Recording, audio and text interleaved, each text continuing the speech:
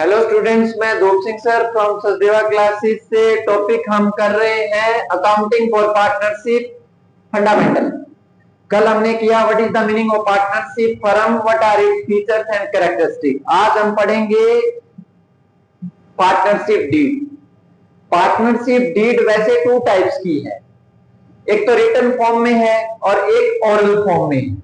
ठीक है, इसमें जो टॉपिक रहेगा पार्टनरशिप डीड में, सबसे पहले हम इस बात को डिस्कस करेंगे कि पार्टनरशिप डीड होती क्या है, what is the meaning of partnership deed. ठीक है, पार्टनरशिप डीड क्या है? जो पार्टनर बिजनेस करते हैं वो आपस में कुछ पॉइंट पर एग्री होते हैं और सभी पार्टनर की कंसेंट को एक रिटन फॉर्म में लिखा जाता है। क्लियर? पार्टनरशिप एक्ट 1932 के अकॉर्डिंग कोई कंपल्सन नहीं है एक पार्टनर के लिए पार्टनरशिप में पार्टनरशिप डीड बनाना कंपल्सरी नहीं है, according to Indian partnership act 1932। लेकिन जो ये एक्ट है वो पार्टनर्स को सजेस्ट करता है कि इन फ्यूचर आपके डिस्प्यूट ना हो, इन फ्यूचर आपके तकरार ना हो, इसलिए सारी बातें, कुछ पॉइंट है, कुछ बातें हैं, बिजनेस करने से पहले वो रिटन फॉर्म में होनी चाहिए। तो पार्टनरशिप डीड क्या है?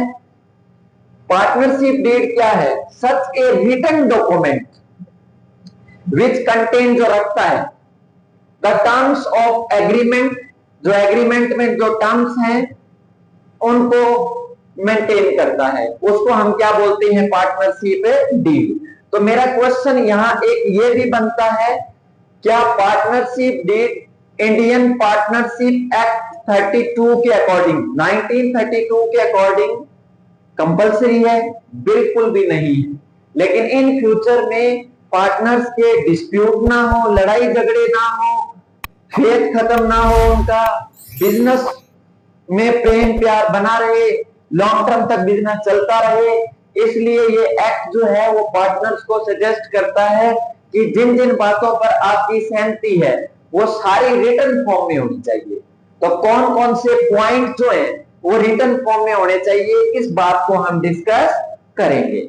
ठीक है, the partnership deed should contain the following points. Partnership deed में ये पॉइंट जो है होने चाहिए। सबसे पहला point, name and address of the partner.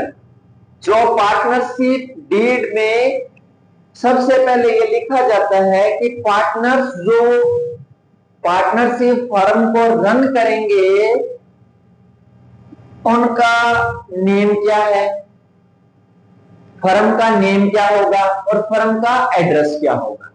मतलब उनका ऑफिस कहीं ना कहीं एग्जिस्ट करना चाहिए और उसका नेम भी होना चाहिए। ठीक है ना? ओनली डॉक्यूमेंट में नेम होने से बिजनेस या पार्टनरशिप फर्म को लीगल नहीं माना जाएगा।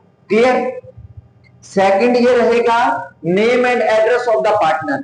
पार्टनरशिप डीड में ये लिखा जाएगा कि जो पार्टनर बिजनेस में पार्टनरशिप फर्म को रन करेंगे उनके नेम क्या है, सबके नेम आ जाएंगे और उनके एड्रेस क्या है। कल को इन फ्यूचर कोई फ्रॉड हो जाता है, कोई डिस्प्यूट हो जाता है, तो पार्टनर की जो एक्चुअल रिहायशी स्थिति है वो नॉलेज में होनी चाहिए। ठीक है, next, type and nature of the business of the firm propose to do.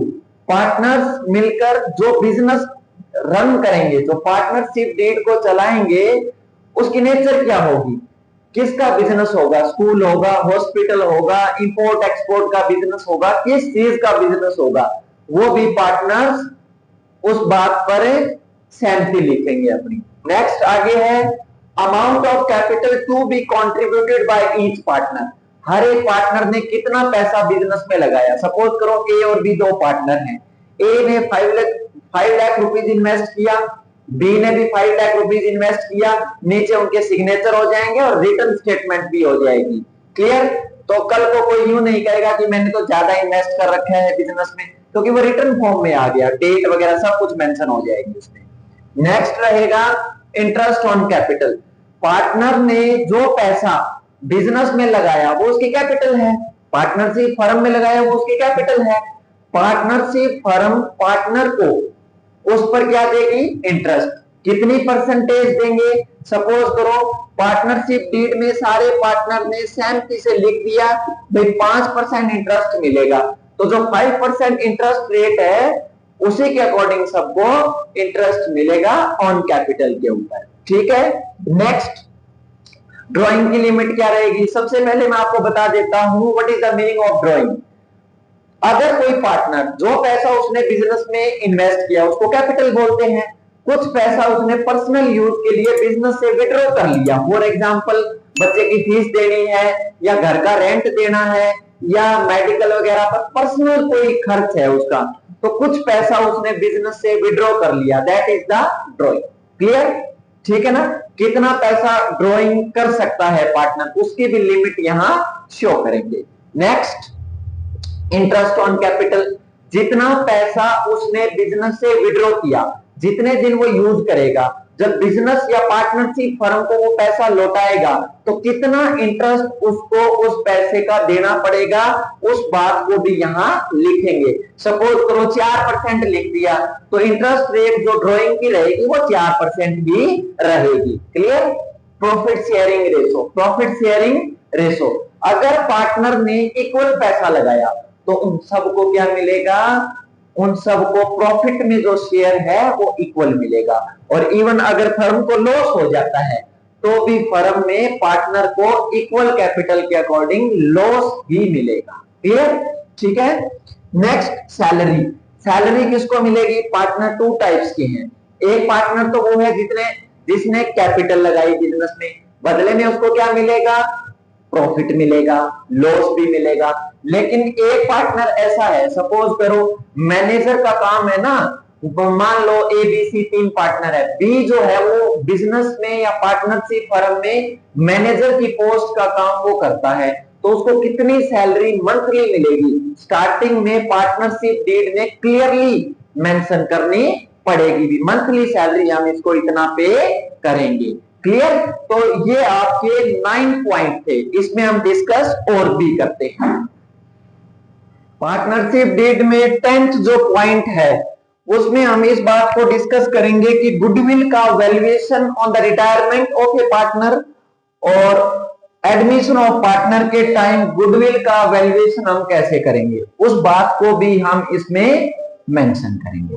Goodwill को कैलकुलेट करने के मेथड्स हमने पढ़े प्रीवियस चैप्टर में, average profit method, super profit method, capitalisation, उनमें से जो भी होगा वो यहां मेंशन करेंगे। क्लियर, अगला जो पॉइंट रहेगा accounting period of the firm, firm का जो फाइनेंशियल पीरियड रहेगा अकाउंटिंग वो क्या रहेगा, 1 जनवरी से 31 दिसंबर तक रहेगा या 1 अप्रैल से लेकर 31 मार्च तक रहेगा, हाफ ईयरली रहेगा, क्वार्टरली रहेगा, जो भी होगा वो यहां मेंशन करेंगे। क्लियर, ठीक है।